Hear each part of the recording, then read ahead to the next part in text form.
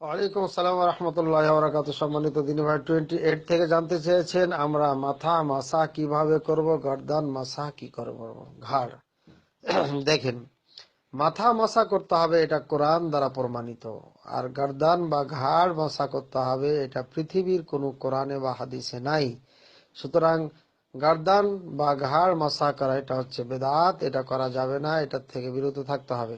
বাকি মাথা মাসা করবেন কিভাবে, সেটা নিয়ম হচ্ছে যেটা স্পষ্ট সুন্নাহ দ্বারা প্রমাণিত, হাদিস দ্বারা প্রমাণিত, যেটা নবী করিম সাল্লাল্লাহু আলাইহি ওয়াসাল্লাম করেছেন। মাথার ফার্স্ট অংশ থেকে নিয়ে লাস্ট পর্যন্ত যাবেন, পুরো মাথা এক কথায়।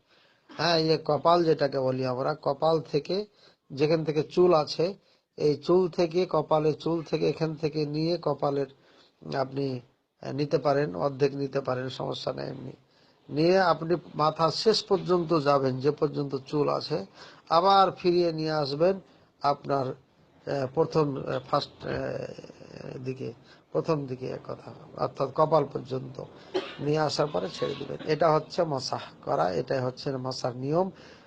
আর কেউ কেউ যখন কেউ কেউ বলে যে মাথার 4 ভাগের 1 ভাগ করলে হবে, এটা ভুল কথায়, এটা হাদিস দ্বারা প্রমাণিত না। এমনটি আমরা যেন না করি। জি, আসসালামু আলাইকুম রহমতুল্লাহ।